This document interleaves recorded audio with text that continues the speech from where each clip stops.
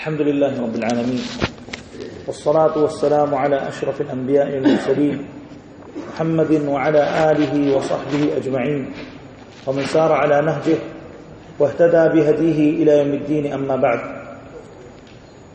آج انشاءاللہ العشر الاواخر اور لیلۃ القدر کے متعلق انشاءاللہ درس ہوگا.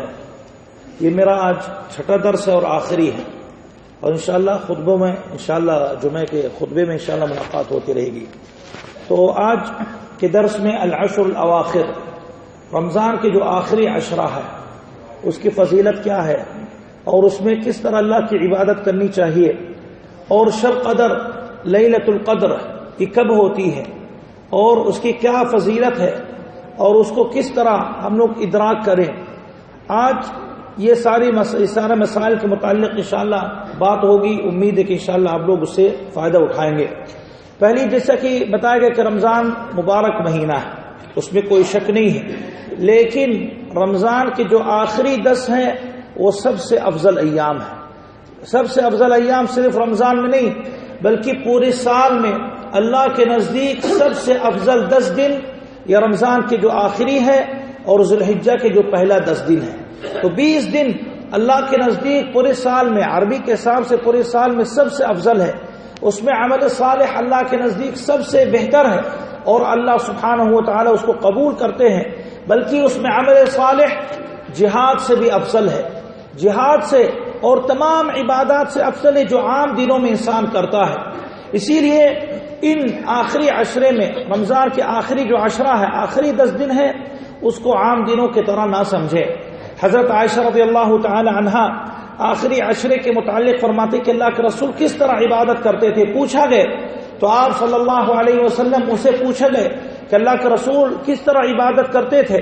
تو آپ کئی حدیث میں بیان کرتی تھی کہ اللہ کے رسول صلی اللہ علیہ وسلم آخری عشرے میں خوب محنت کرتے تھے.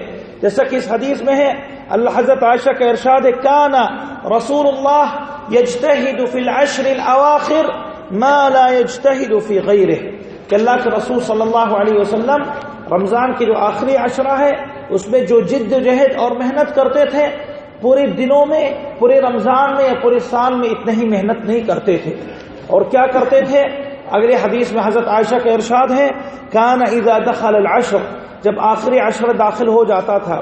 ابھی دیکھو آخری عشرہ داخل نہیں ہوا، آج 18 رمضان ہے، 19 20 کے بعد مغرب ہونے کے بعد آخری عشرہ داخل ہو جائے گا.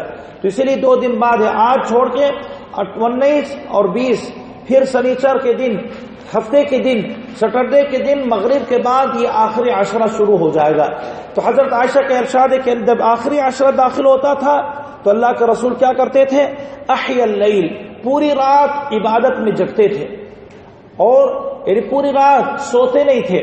اور دوسرا عمل کیا ہے؟ وہ ایقظ اہلہ، صرف خود نہیں بلکہ اپنے گھر والوں کو بھی جگاتے تھے. بہت سے لوگ ماشاءاللہ عبادات کرتے ہیں لیکن ان کے گھر والے سو رہے ہیں، بیوی سو رہی ہے، بچے سو رہے ہیں، ان لوگوں کو پتہ نہیں ہے کہ کیا ہے رمضان کی کیا فضیلت ہے. بلکہ کبھی کبھار انسان خود اپنے بچوں سے کہتا ہے کل تمہارے اسکول ہے، تم کو نہیں جگنا ہے. غلط ہے، خود کو جگنے دو، یہ بڑی فضیلت ہے. اگر آپ کو پتہ چلے کہ فلاں دن پیسہ تقسیم ہوگا اس محلے میں اور جو موجود رہے گا شروع سے آخر تک اس کو زیادہ ملے گا، تو آپ کبھی یہ سوچو گے نہیں کہ میرا بچے کو اسکول ہے یا کہ کیا ہے. آپ کہو گے نہیں اسکول چھوڑو، تم پہلے سب میں کھڑے ہو جاؤ اور تم زیادہ پیسہ لے لو. یہ دنیا کے حال ہے. تو اسی لیے عبادات میں ہم لوگ اپنے بچوں کو اور اپنے گھر والوں کو محروم نہ رکھے.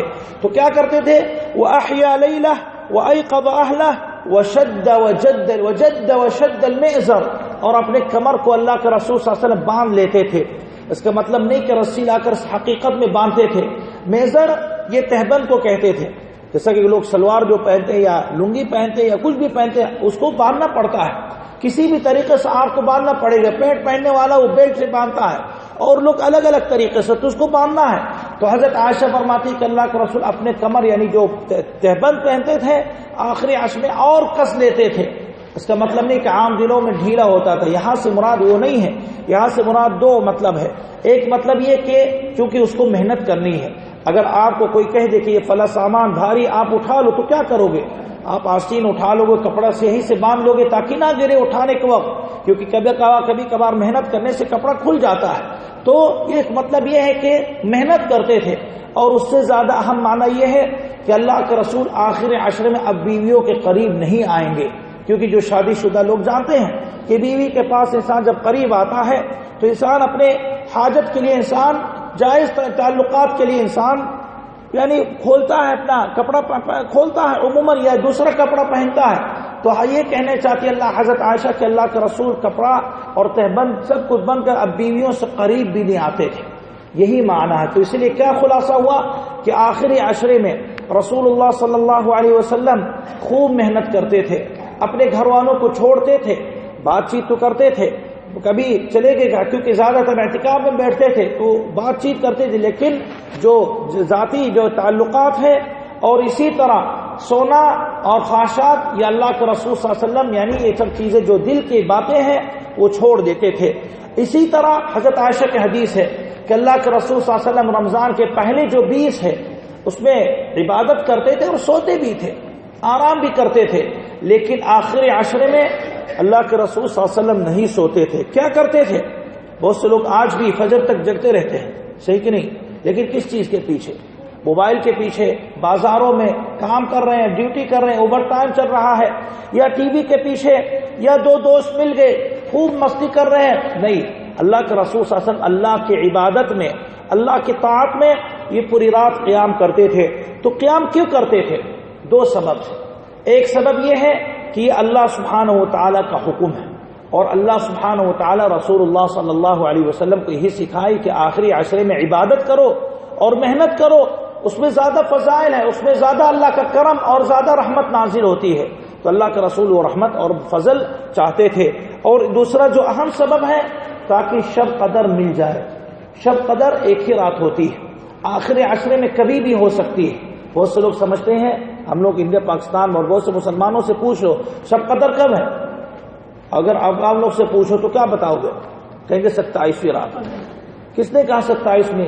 27ویں میں صرف ہوتی ہے، 27ویں میں زیادہ ہوتی ہے، لیکن کبھی کبھار 21 میں بھی ہو سکتی ہے، 23 میں بھی ہو سکتی ہے، 25 میں بھی ہو سکتی ہے، 27 میں ہو سکتی ہے، 29 میں بھی ہو سکتی ہے، یا طاق راتوں میں یا جفت راتوں میں 20 میں بھی ہو سکتی ہے، نہیں 20 میں نہیں، 22 میں، 24 میں بھی ہو سکتی ہے.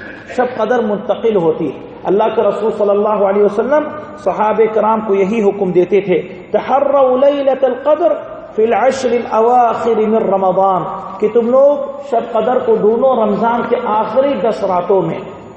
اور حدیث میں آتا ہے، صحیح حدیث میں، کہ اللہ کے رسول صلی اللہ علیہ وسلم شروع میں اس کو نہیں بتایا گیا کہ شب قدر کب ہے، تو اللہ کے رسول پہلے 10 میں قیام کیے، تو پھر بتایا گیا کہ پہلے 10 میں نہیں ہے، تو دوسرے 10 میں قیام کیے، بتایا گیا اس میں نہیں ہے، تو بتایا گیا کہ آخری میں ہے. تو اللہ کے رسول آخری عشرے میں ہمیشہ اس طرح عبادت کرتے تھے جس طرح بتایا گیا ہے.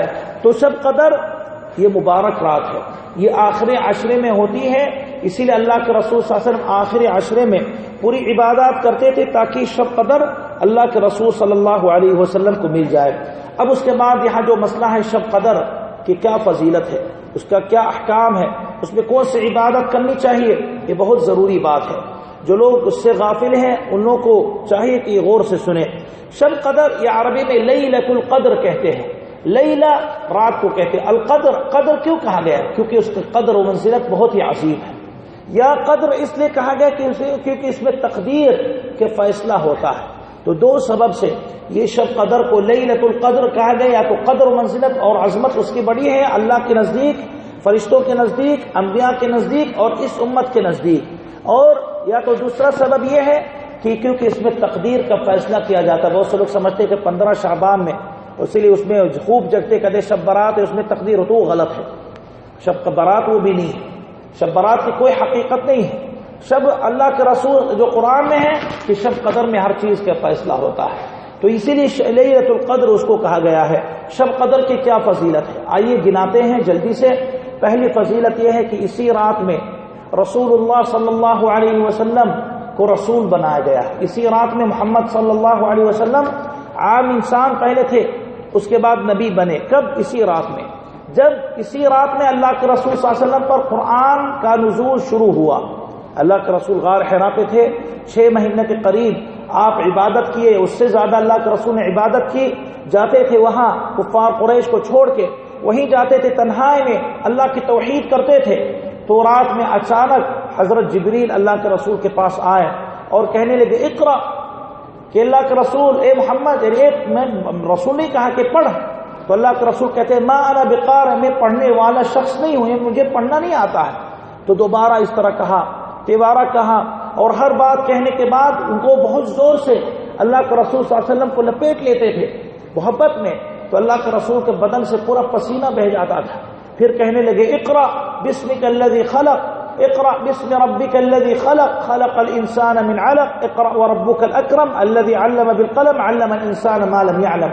یہ پہلی 5 آیات اسی رات میں نازل ہوئی ہے شب قدر میں، اور اسی آیات کے ساتھ یہ اعلان ہوا کہ اب محمد صلی اللہ علیہ وسلم یہ اللہ کے رسول اور آخری نبی ہیں، خاتم النبیین ہیں، اس کے بعد کوئی نبی نہیں آ سکتا ہے۔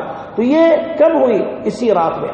قرآن مجید کی آیت انا انزلناہ فی لیلۃ القدر، کہ بے شک ہم نے اس قرآن کو کب نازل کی ہے؟ لیلۃ القدر۔ اور سورہ بقرہ کی جو آیت شہر رمضان الذی انزل فی القرآن، رمضان کے وہ مہینہ جس میں قرآن نازل ہوا، تو شب قدر رمضان میں ہوتی ہے، اسی لیے رمضان میں کہا گیا ہے، خاص کر شب قدر میں۔ تو یہ اس کی بڑی فضیلت ہے شب قدر کی، کہ اسی میں رسول اللہ صلی اللہ علیہ وسلم پر قرآن شروع میں نازل ہوا۔ دوسری فضیلت یہ ہے کہ یہ رات کتنا مہینوں سے افضل ہے؟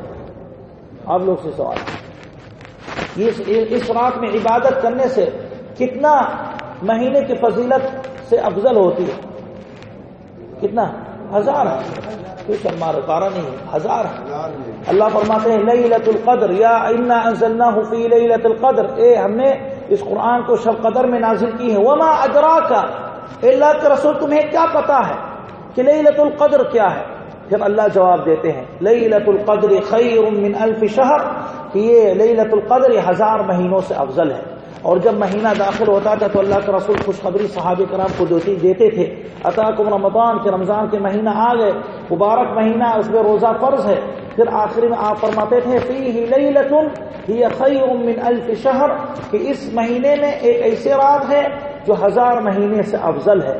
پھر آپ فرماتے تھے من حرم خیرہا فقد حرم، کہ جو اس رات سے محروم ہوتا ہے وہی بندہ حقیقت میں محروم ہے، کہ اللہ کی رحمت نازل ہو رہی ہے، اللہ کی فضیلت مل رہی ہے، 1000 مہینے سے افضل ہے، اور وہ بندہ سو رہا ہے، جگ نہیں رہا، عبادت نہیں کر رہا ہے، تو یہ شخص محروم ہے۔ اسی لیے شب قدر کی دوسری فضیلت کے 1000 مہینوں سے افضل ہے۔ 1000 مہینہ کتنا سال ہوتا ہے؟ ایک مہینے میں کتنا سال؟ ایک سال میں کتنا مہینہ ہے؟ 12 ہے۔ تو 1000 سال 12 پہ تقسیم کرو، کتنا سال ہوا؟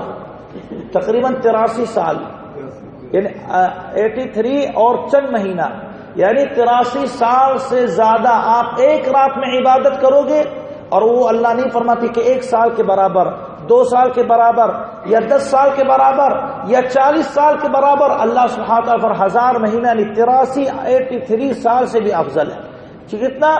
ایک رات میں عبادت کرنے سے۔ لیکن اگر کوئی پوری رات نہیں جگتا ہے تو جتنا اٹھا اتنا ہی ثواب ملا، یعنی اگر وہ صرف اللہ کے لیے شب قدر میں آدھا گھنٹہ اٹھا تو پھر 83 پورا نہیں، 1000 پورا نہیں ملے گا، کم ملے گا۔ جو پوری رات جگتا ہے اس کے لیے پورا ثواب ہے، اور جو کم اٹھتا ہے اس کے لیے کم ہے۔ تو اس لیے شب قدر کی دوسری فضیلت ہے۔ تیسری فضیلت یہ ہے تنزل الملائکۃ والروح فیہا، کہ اس مہینے میں، اس رات میں، کہ فرشتے اور روح نازل ہوتے ہیں۔ ہر مہینے میں نازل ہوتے ہیں، ہر روز فرشتے ہوتے ہیں، لیکن ہر روز کی طرح یہ رات میں نہیں، بلکہ حدیث میں آتا کہ اللہ کے رسول فرماتے کہ اس رات میں اتنا فرشتوں کی تعداد نازل ہوتا ہے کہ وہ کنکریاں جو زمین پہ ہے اس سے بھی زیادہ فرشتے ہوتے ہیں۔ یعنی اللہ کے پاس اکثر جو فرشتے، اکثر نہیں کہیں گے لیکن بہت ہزار لاکھوں کروڑوں کی تعداد میں زمین پہ نازل ہوتے ہیں۔ جہاں فرشتے ہوتے ہیں وہاں رحمت ہوگی کہ مصیبت ہوگی؟ رحمت ہوتی ہے۔ اور جہاں شیطان ہوتا ہے وہاں مصیبت ہوتی ہے۔ اسی لیے جس گھر میں شیطان ہے وہاں مصیبت ہے، اور جس جگہ پہ رحمت ہے، فرشتے ہیں، وہاں رحمت ہوتی ہے۔ اب مسجد کی مثال ہے، مسجد میں کہاں لڑائیاں ہوتی ہیں؟ ہاں کچھ لوگ آتے ہیں شیطان بن کے، لیکن عموماً سکون اور راحت کی جگہ ہے، مومنوں کے لیے ہے۔ مومن جب بیٹھتا ہے تو مطمئن بیٹھتا ہے، کیونکہ راحت ہوتی ہے، فرشتے ہوتے ہیں۔ تو اسی لیے ایک فضیلت یہ ہے کہ اس میں کثرت سے فرشتے نازل ہوتے ہیں، اور جب فرشتے نازل ہوتے تو رحمتیں بھی اللہ سبحانہ و تعالیٰ کی طرف سے نازل ہوتی ہے۔ چوتھی فضیلت اس رات کی یہ ہے فیہا یفرق کل امر حکیم، جس طرح سورہ دخان میں ہے اور سورہ قدر میں یہ کہا گیا ہے بِإِذْنِ رَبِّهِمْ مِنْ كُلِّ امر، کہ ہر امر، ہر حکم، ہر فیصلہ لے کر نازل ہوتے ہیں۔ دیکھیے جو اللہ سبحانہ و تعالی جو تقدیر انسان کی لکھی ہے یا جو زمین آسمان پہ زمین لکھی ہے وہ تین طرح ہے۔ ایک شروع میں اللہ نے لکھ دی، حدیث میں آتا ہے مسلم میں کہ اللہ کے رسول صلی اللہ علیہ وسلم فرماتے ہیں کہ آسمان و زمین اور تمام مخلوقات کی تقدیر اللہ نے لکھ دی ہے۔ کتنا سال پہلے؟ تمام کائنات اور مخلوقات اور آسمان و زمین کی تخلیق کرنے سے 50,000 سال پہلے لکھ دی ہے، سب کچھ لکھا ہوا ہے۔ لیکن پھر بھی ہر سال میں اس کتاب سے جو اس سال میں ہونے والا اس کو الگ رجسٹری اور الگ کتاب ہوتی ہے، تو یہ کتاب اس کتاب سے نقل کر کیا جاتا ہے اسی رات میں۔ اس لیے اس رات میں کیا ہونے والا ہے، اسی شب قدر میں اللہ لکھیں گے کہ اس سال عربی کے حساب سے فلاں دن یہ ہوگا، فلاں دن یہ ہوگا، فلاں آدمی کو موت ہوگی، فلاں آدمی کسی کو یہ قتل کرے گا، اولاد ہوں گے، حج کرنے والا شخص حج کرے گا، سب کچھ لکھا جاتا ہے الگ کتاب سے، اس کتاب سے نقل کر گے۔ اور ایک تقدیر الگ بھی لکھی جاتی ہے ہر انسان کے لیے۔ جب انسان اپنے ماں کے پیٹ میں 4 مہینے کو ہوتا ہے تو فرشتے کو بھیجا جاتا ہے، پھر فرشتہ الگ کتاب نکال کے لکھتا ہے کہ اس بندے کی کیا خاص ہے، تو ایک رجسٹری جو اصل ہے وہ تو سب کچھ اس میں لکھا ہوا ہے، لیکن ہر ایک انسان کے لیے الگ چھوٹی کتاب ہے اور ہر سال کے لیے الگ رجسٹری اللہ سبحانہ تعالیٰ رکھے تاکہ انتظام رہے اور نظم اور نسق کے ساتھ یہ چلا کرے۔ تو یہ ہر چیز کا فیصلہ اسی رات میں۔ جو لوگ کہتے ہیں شب برات میں ہوتی وہ غلط ہیں اور غلط فہمی میں پڑے ہیں۔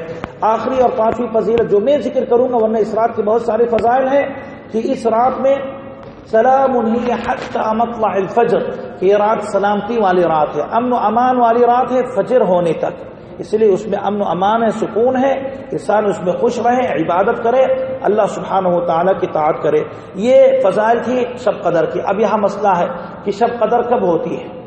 جیسا کہ بتایا کہ بہت سے لوگ 27 کہتے ہیں، لیکن حدیث اگر دیکھا جائے اللہ کے رسول سے کئی حدیثیں ہیں، میں حدیثیں بیان کرتا ہوں اور اسی انداز سے میں فیصلہ بتاتا ہوں کب ہے۔ ایک حدیث میں اللہ کے رسول صلی اللہ علیہ وسلم کا ارشاد ہے تحروا لیلۃ القدر فی العشر الاواخر من رمضان، کہ شب قدر تم لوگ تلاشو رمضان کے آخری عشرے میں۔ کب کہا گیا ہے؟ آخری عشرے میں، اس لیے اللہ کے رسول آخری عشرے پورے جگتے تھے۔ پھر دوسرے حدیث اللہ کے رسول صلی اللہ علیہ وسلم کا ارشاد ہے تحروا لیلۃ القدر فی الوتر من العشر الاواخر من رمضان، کے رمضان کے آخری عشرے میں طاق راتوں میں شب قدر تلاشو۔ اب طاق راتیں کتنا ہوتی ہیں؟ 5 ہے، 21، 23، 25، 27، 29، 21، 23، 25، 27، 29، یہ 5 راتیں ہیں۔ تو پھر یہاں اللہ کے رسول کہتے 10 میں اور یہاں کہتے 5 ہے۔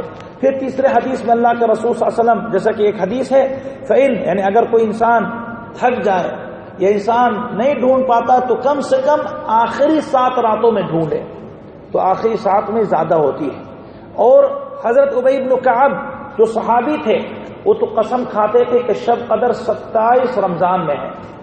تو پھر ان حدیثوں کو اگر لیا جائے تو اگر ہم لوگ صرف 27 کو کہیں گے تو اس کا مطلب پہلے 3 یا 4 جو حدیث ہے وہ تو ختم کرنا پڑے گا، کیونکہ وہ مانا نہیں ہوا۔ نہیں، یہ طریقہ غلط ہے، کہیں گے صحیح یہی ہے کہ شب قدر ان حدیثوں کی بنا پر یہی ہوتا کہ 27 میں زیادہ ہوتی ہے، اکثر 27 میں ہوتی ہے، ایک ہی رات ہوتی ہے رمضان میں، 27 میں اکثر ہوتی ہے، لیکن کبھی کبھار باقی طاق راتوں میں بھی آ سکتی ہے، یعنی کوئی سال 27 میں آ سکتی ہے اور کوئی سال 25 میں بھی آ سکتی ہے، اور دیکھا گیا بلکہ بہت سے لوگ دیکھ چکے ہیں، یعنی لوگ جو نشانی اللہ کے رسول نے بتائی ہے، کبھی کبھار کچھ لوگ 21 میں اور کچھ صحابہ کرام 23 کہتے تھے، کچھ 25 کہتے تھے، ان لوگ نشانات دیکھ کے کہتے تھے تو آج ہی ہے۔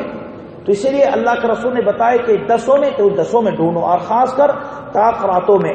لیکن طاق راتوں میں صرف نہیں بلکہ جفت راتوں میں بھی ڈھونڈنا چاہیے۔ کیوں؟ اس کا سبب میں ذکر کرتا ہوں۔ شب قدر اللہ کے ہاں ایک ہی بار آتی ہے، ایک ہی بار پورے سال میں ایک ہی بار ہوتی ہے۔ دبئی کے لیے، شارجہ کے لیے، ابوظبی کے لیے، انڈیا کے لیے، پاکستان کے لیے ایک ہی رات ہے۔ وہی اللہ کے ہاں فیصلہ کہ مبارک ہے، اسی میں تقدیر نازل کریں گے، اسی میں فرشتوں کو بھیجیں گے کہ جاؤ رحمت پھیلاؤ، اور بہت ساری باتیں اس میں اللہ کرتے ہیں۔ تو کیا ہر گاؤں کے حساب سے الگ شب قدر ہو سکتی ہے؟ نہیں ہو سکتی ہے۔ تو اس لیے یہاں تاریخ آج رمضان کتنا ہے؟ 18 ہے. پاکستان اور انڈیا میں کتنا ہے؟ 17 ہے. اور کہیں آپ جاؤ گے تو 16 ہے. اور کہیں کچھ لوگ پہلے کر چکے ہیں. ہم لوگ سے پہلے جو جیسا کہ ان لوگ کا رات ہوتی جاپان اور غیرہ، وہ لوگ ہم لوگ سے پہلے تقریباً 12 گھنٹہ پہلے رکھتے ہیں. تو پھر ان کے کیا کہ ان کا تقریباً 19 چل رہا ہے، تو پھر کیا کہیں گے؟ اور یہاں یہ مسئلہ الگ ہے. انڈیا پاکستان میں کتنا اختلاف ہوتا ہے. ایک گاؤں میں کبھی ہوتا ہے، کبھی کچھ سال میں ایک گاؤں میں 15 رمضان چلتا ہے، دوسرے میں 14 چل رہا ہے. ہوتا ہے کہ نہیں؟ تو کیا شب قدر ان کے لیے الگ آئے گی اور ان کے لیے الگ آئے گی؟ کیا شب قدر یہاں دبئی کے لیے الگ ہوگی، پھر سعودیہ کے لیے الگ اور انڈیا کے لیے الگ؟ یہ نہیں. اسی لیے رسول اللہ صلی اللہ علیہ وسلم کی یہ معجزہ ہے کہ اللہ کے رسول صلی اللہ علیہ وسلم کو یعنی ضرور ان کو اشارہ کیا گیا، بتایا گیا ہے کہ اختلاف ہوگا، اس لیے آپ بتا دو کہ آخری 10 میں ڈھونڈیں اور ان لوگ کو مل جائے گا. اسی لیے جو آخری عشرے میں اٹھتا ہے، اللہ کی عبادت کرتا ہے، تہجد کی نماز پڑھتا ہے، محنت کرتا ہے، تو یقیناً اس کو شب قدر ملے گی کہ نہیں ملے گی؟ ملے گی. لیکن جو صرف ایک رات اٹھتا ہے، صرف 27 کو آپ دیکھو گے مسجد فل ہو جاتی ہے اور کہتا ہے مجھے شب قدر مل گئی. کیسے ملی؟ اگر یہ یقیناً کسی تاریخ میں ہوتی تو اللہ کے رسول ضرور بتاتے. ایک حدیث صحیح ہے، چاہے بخاری میں ہے مسلم میں ہے، حدیث میں آتا کہ اللہ کے رسول صلی اللہ علیہ وسلم ایک بار اپنے گھر سے نکلے، تشریف لا رہے تھے مسجد کی طرف، اور کیا کہنے کے لیے؟ لوگوں کو بتانے کے لیے کہ شب قدر کے حساب کس طرح کیا جائے اور شب قدر کب ہوتی ہے. تو اللہ کے رسول صلی اللہ علیہ وسلم جب آ رہے تھے راستے سے تو دیکھا 2 آدمی آپس میں لڑ رہے تھے، اور حدیث مسلم میں ہے تو خوب لڑ رہے تھے یا بخاری میں ہے. تو لڑ رہے تھے تو اللہ کے رسول دونوں میں صلح کرانے لگے، اس میں وقت لگ گئے. پھر اللہ کے رسول جب مسجد آئے اور بتانے لگے تو اللہ کے رسول صلی اللہ علیہ وسلم کہنے لگے کہ مجھے شب قدر بتائی گئی کہ کس طرح ہوتی ہے، اور میں آیا آپ کے پاس تم لوگ کو بتانے کے لیے، لیکن فلاں 2 آدمی لڑنے لگے اور اسی میں پھنس گیا، جس کی وجہ سے میں بھول گیا ہوں. اسی لیے تم لوگ آخری عشرے میں تلاش ہو. تو اللہ اگر یہ 27 ہوتی تو اللہ کے رسول کیوں بھولتے؟ آسان ہے، 27 ہر ایک یا فوراً یاد کر لیتا ہے. لیکن کوئی طریقہ حساب کو ضرور کچھ تھا کہ اس طرح ہوتا اور اس طرح جوڑو، اس سال اس طرح جوڑو، اس لیے وہ اس کو بھولنے کے بھی خطرہ تھا تو اللہ کے رسول صلی اللہ علیہ وسلم بھول گئے. تو اس لیے صحیح یہی ہے کہ شب قدر اگر آپ کو چاہیے کہ آخری 10 میں ڈھونڈو، ہمت کرو. کتنا ہم لوگ کمزور ہیں، 10 راتیں اللہ کے لیے نہیں اٹھ سکتے ہیں. ابن القیم رحمۃ اللہ علیہ اور بہت سے علماء یہ کہتے تھے کہ اللہ سبحانہ و تعالیٰ کی رحمت بھی یہ ہے کہ ہم لوگ کو بتا دی کہ شب قدر آخری عشرے میں ڈھونڈو. اگر اللہ ہم لوگ سے یہ بتاتے، وہ لوگ اتنا مجتہد تھے، اتنا ان لوگ ماشاءاللہ عبادت کرنے میں مضبوط تھے، کہتے تھے کہ اگر اللہ یہ کہتے کہ پورے سال میں ایک رات شب قدر ہوتی تو ہم لوگ پورے سال عبادت اللہ کے لیے کرتے اور جگتے. اور ہم لوگ کے لیے اللہ یہ نہیں کہا کہ پورے سال ہے، یہ نہیں کہا کہ پورے رمضان میں، کیا کہا کہ آخری عشرے میں. اور یہ کہا کہ کم سے کم اگر آخری عشرے میں پورا نہیں کوئی اٹھ سکتا ہے تو طاق راتوں میں تو اٹھا کرو، طاق راتوں میں اللہ کی عبادت کرو، انشاءاللہ آپ کو ضرور شب قدر حاصل ہوگی. تو اس لیے صحیح یہ ہے کہ شب قدر ایک رات میں ہر سال نہیں ہوتی، کبھی 27 میں، کبھی 26 میں، کبھی 28 میں. کسی ملک میں 27، اگر یہاں 27 ہے تو انڈیا پاکستان میں 26 ہے، اگر وہاں کے حساب سے 27 ہوا تو یہاں 28 ہے. اس لیے انسان پوری رات اٹھے تاکہ اس کو شب قدر اس کو حاصل ہو جائے. اور شب قدر میں کون سی عبادت کرنی ہے؟ ہر عبادت انسان کرے، خاص کر چند عبادات. پہلی عبادت کہ رات میں قیام کرنا، تہجد کی نماز پڑھنا. شب قدر آخری عشرے میں کون سی عبادت کرنی چاہیے شب قدر حاصل کرنے کے لیے؟ اہم عبادت قیام ہے، تہجد ہے. جو لوگ پہلے 20 دن تراویح چھوٹی چھوٹی پڑھ لیے، آخری عشرے میں ایسے مساجد میں چلے جائے جہاں لمبی قرات ہوتی ہے، خشوع کے ساتھ پڑھے. جتنا آپ عبادت میں وقت لگاؤ گے کہیں آپ کو شب قدر میں زیادہ آپ کو حصہ ملے گا اور زیادہ ثواب ملے گا. اسی لیے پہلی عبادت تہجد اور قیام کی نماز، جس طرح اللہ کے رسول صلی اللہ علیہ وسلم اور صحابہ کرام پڑھتے تھے. دوسری عبادت قرآن خوب پڑھنی چاہیے، اور خاص کر وہ قرآن جو نماز میں، جس طرح کچھ درس پہلے بتایا گیا کہ نماز میں کے حالت میں، تہجد کے حالت میں جو امام پڑھتا ہے قرآن، اس کو غور سے سنو، یہ قرآن پڑھنے کے ثواب آپ کو ملے گا اور اس کے بہت ہی عظیم ثواب ہے. تیسری عبادت کہ اسی میں اعتکاف کے لیے بیٹھو. اعتکاف انسان پورے سال کر سکتا ہے، رمضان میں پورے رمضان میں بیٹھ سکتا ہے، لیکن آخری عشرے میں بیٹھنا زیادہ افضل ہے. رسول اللہ حضرت عائشہ کی حدیث ہے کہ اللہ کے رسول صلی اللہ علیہ وسلم کان یعتکف العشر الاواخر من رمضان حتی توفاہ اللہ، کہ اللہ کے رسول صلی اللہ علیہ وسلم کے رمضان کے آخری عشرے میں اللہ کے رسول اعتکاف بیٹھتے تھے اللہ کے رسول کی وفات تک۔ اور اللہ کے رسول صلی اللہ علیہ وسلم اعتکاف کیوں بیٹھتے تھے؟ دنیا سے الگ ہو کے اللہ کے، تاکہ یاد کرے، تاکہ عبادت کریں، تاکہ مکمل توجہ کے ساتھ اللہ سبحانہ و تعالیٰ کے لیے عبادت کریں۔ تو اس لیے سنت ہے، اگر اور سنت یہ ہے کہ 10 رات پوری آپ اعتکاف کرو۔ اگر کوئی 10 نہیں کر سکتا ہے تو جتنا ممکن ہے، لیکن کم سے کم 1 دن اور رات 24 گھنٹہ کم سے کم ہے۔ یہ اعتکاف نہیں کہ انسان 2 گھنٹہ بیٹھ گئے کہ اعتکاف کی نیت سے ہو گئے، یا 5 گھنٹہ یا 6 گھنٹہ یا 1 دن، صرف دن اور رات پوری ہونی چاہیے۔ تو اسی لیے جس وقت اگر آپ مغرب بعد بیٹھے تو اگلے دن مغرب تک بیٹھو، یہی ہے، کیونکہ حدیثوں سے یہی اشارہ ہے۔ اور کم اس سے صحابہ کرام بیٹھتے تھے مسجد میں 1 گھنٹہ 2 گھنٹہ 5 گھنٹہ، کو صحابہ سوتے تھے، لیکن کبھی وہ لوگ اعتکاف اس کو نہیں کہتے تھے، کیونکہ وہ لوگ نیت نہیں کرتے تھے دل میں کہ اعتکاف ہے، اور 1 دن سے کم میں وہ لوگ کو نکلنا تھا۔ تو اعتکاف 10 دن بیٹھنا مسجد میں، اور نیت دل میں کرنی چاہیے کہ میں اعتکاف کے لیے بیٹھ رہا ہوں۔ جس وقت آپ مسجد میں آئیں اسی وقت نیت کر لو۔ اگر کوئی بندہ مسجد میں 2-3 دن لگاتار بیٹھتا ہے، عبادت کرتا، قرآن پڑھتا، لیکن دل میں شروع سے نیت نہیں کرتا کہ اعتکاف ہے، تو وہ اعتکاف کا ثواب اس کو نہیں ملے گا۔ قرآن پڑھنے کے، مسجد میں بیٹھنے کے ثواب تو ملے گا، لیکن جو اعتکاف کی جو بڑی فضیلت ہے وہ نہیں ملے گا۔ اسی لیے شروع سے دل میں، زبان پہ نہیں کہ میں اعتکاف کر رہا ہوں مسجد میں 2 رات، اسی نہیں، آپ اعتکاف کر لو اللہ کے لیے، اور یہ نیت کر لو گھر میں کہ میں اعتکاف کے لیے جانا چاہتا ہوں۔ اعتکاف اگر کرنا ہے تو شرط یہ ہے کہ مسجد میں ہونی چاہیے۔ گھروں میں اعتکاف بیٹھنا صحیح نہیں، چاہے مرد ہو یا عورت۔ عورت کے لیے بھی اعتکاف اگر بیٹھنا تو گھر میں، مسجد میں۔ عورتوں کو گھر میں کرنا ہے، مردوں کو صحیح نہیں۔ اگر بیٹھتے ہیں تو ثواب اعتکاف کے نہیں ملے گا۔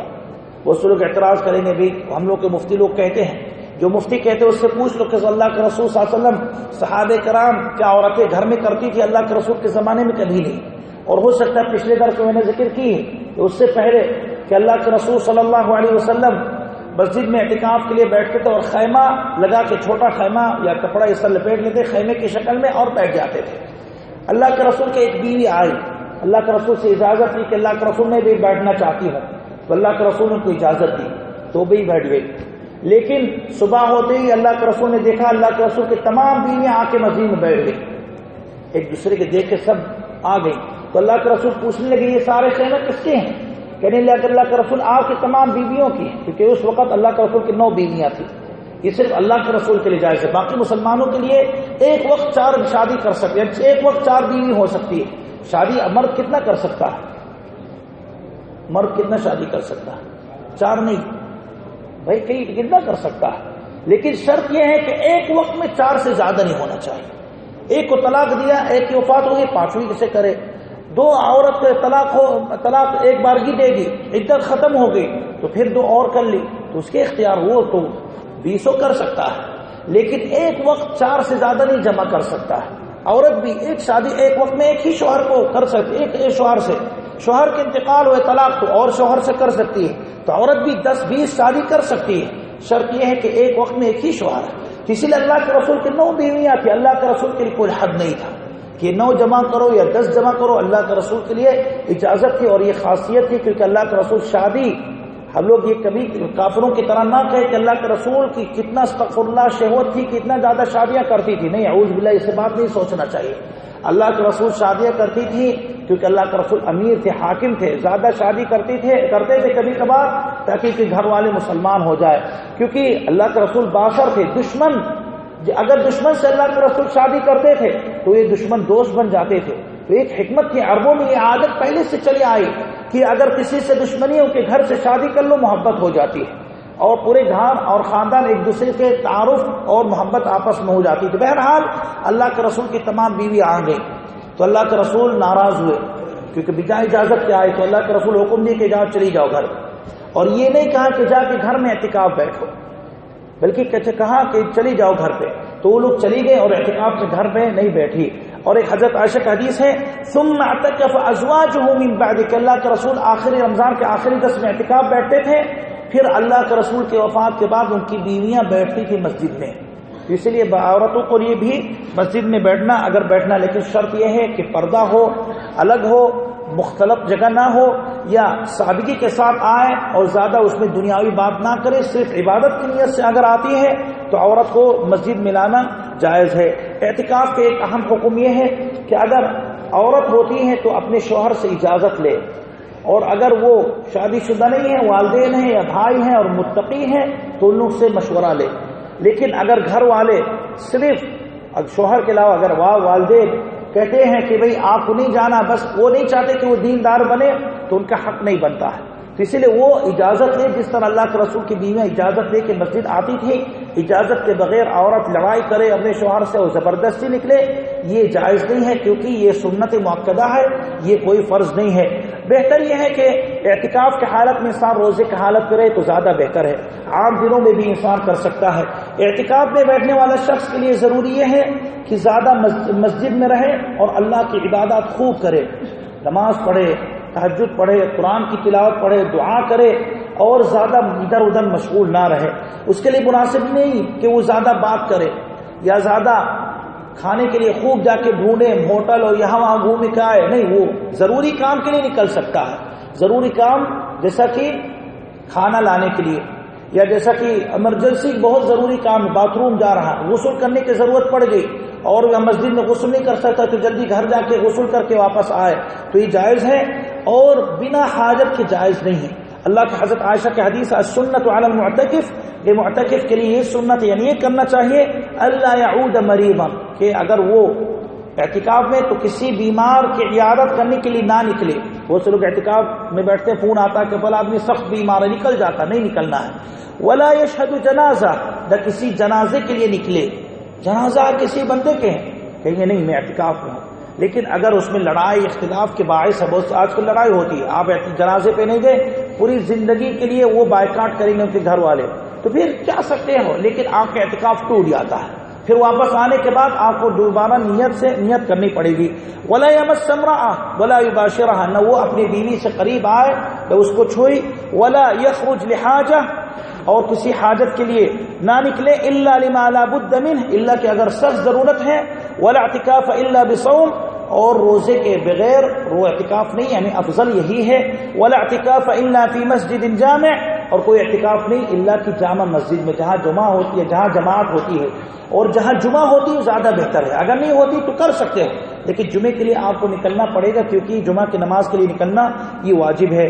اعتکاف کے لیے اگر کوئی بیٹھتا ہے اگر آخری عشرے میں، تو مغرب ہونے کے ساتھ ساتھ، یعنی 21ویں رمضان کی رات مغرب ہونے کے بعد وہ چلے جائے، اور عید کے رات اور عید کے دن فجر کی نماز پڑھ کے وہ واپس آئے۔ یہ اعتکاف کے مسائل ہے۔ اور آخری عبادت جو آخری عشرے میں کرنی ہے، خوب دعا کرنی چاہیے، رات میں تہجد میں یا آخری عشرے میں، اور خاص کر شب قدر حاصل کرنے کے لیے خوب دعا مانگو۔ خاص کر ایک دعا ہے، حضرت عائشہ کہتی تھی اللہ کے رسول ارأیت ان علمت ای لیلۃ لیلۃ القدر ما اقول فیہا، کہ اگر مجھے پتہ چل جائے کہ کون سی رات میں شب قدر ہے تو میں کون سی دعا مانگوں، تو آپ نے یہ دعا بتائی، اللہ قولی، کہو اللہم انک عفو تحب العفو فاعف عنی، یہ سب سے عمدہ دعا ہے، ایک بار نہیں 1000 بار تک، اس سے زیادہ تک بھی کہو، اور یہ سب سے عمدہ دعا کیا ہے، اللہم اے اللہ انک عفو، اے اللہ تو عفو درگزر کرنے والا ہے،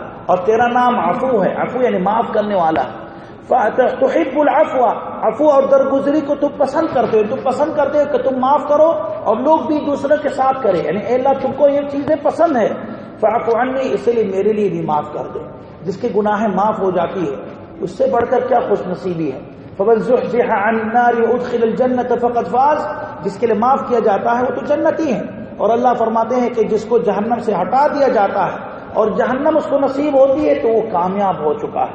تو اسی لیے کامیابی کے لیے دعا ہے، باقی دعا بھی کر سکتے اپنے لیے، اپنے گھر والوں کے لیے، دنیا کے لیے، حلال چیز، جس طرح کچھ درس پہلے ذکر کیا کہ دعا کے شروط آداب کے ساتھ تو خوب دعا مانگو۔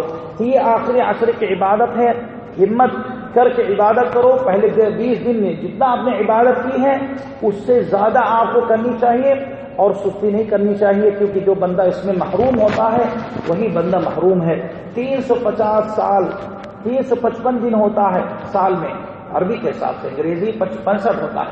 عربی کے حساب سے 355 دن. اللہ سبحانہ و تعالیٰ کے لیے 10 دن نہیں رکھ سکتے ہو. حقیقت میں جو نہیں رکھ سکتا ہے وہی کمزور انسان ہے, وہ کنجوس انسان ہے, وہ اللہ کا حق نہیں جانتا ہے, اور جو حقیقت میں اس میں اٹھتا ہے تو خوش نصیب ہے. 10 دن کی عبادت سے آپ جہنم سے انشاءاللہ آزاد ہو جاؤ گے. 10 دن کی عبادت سے آپ پچھلی جو امتیں جو گزر چکی ہیں, جن لوگوں کے پاس سب قدر نہیں تھی, ان لوگ سے بھی افضل تم بن جاؤ گے. تو کیا نقصان ہے؟ ہمت کر کے عبادت کرو, دنیا میں کام چھوڑو, جتنا آپ کر سکتے دن میں کرو, لیکن رات میں خالص اللہ کے لیے رکھ لو. یہ سب سے افضل ایام ہے. جو بندہ اللہ کے رسول فرماتے جو محروم جو اس راتوں میں محروم ہوتا ہے, عبادت نہیں کر پاتا ہے, وہی بندہ محروم انسان ہے. تو محروم انسان مت بنو, اور محروم انسان وہ ہے جو اللہ کے رسول کے بددعا کے مستحق بنتا ہے. اللہ کے رسول نے بددعا دی ہے ایسے لوگوں پر جو رمضان کو پاتے ہیں اور صحیح سے عبادت نہیں کر پاتے ہیں, جس کی وجہ سے ان کو آزاد جہنم سے نہیں کیا جاتا ہے. تو ایسے لوگ پر بددعا ہے. اللہ کے رسول نے بددعا کی کہ اللہ اس کو رحمت سے دور کر دے. اسی لیے اس بددعا سے بچو, عبادت کرو, ہمت کرو. یعنی انشاءاللہ بتایا گیا کہ انشاءاللہ 2 رات بعد, آج رات چھوڑ کے کل کے رات چھوڑ کے جو پرسوں کی رات ہے وہ پہلی رات ہوگی, اور وہ آخری عید تک تقریباً وہ راتیں ہوں گی. عبادت کرو, محنت کرو, شب قدر تلاشو, اور جو بندہ شب قدر پا جاتا ہے تو اس سے بڑھ کر کوئی خوش نصیب نہیں ہو سکتا ہے. اللہ سے دعا ہے کہ اللہ سبحانہ و تعالی ہم لوگ کو ان ایام میں عبادت کرنے کی توفیق دے, اور ہم لوگ سے تمام اعمال قبول کریں, اور شب قدر حاصل کرنے کا ہم لوگ کو بھی نصیب کرے. صلی اللہ علی محمد وعلی آلہ وصحبہ اجمعین.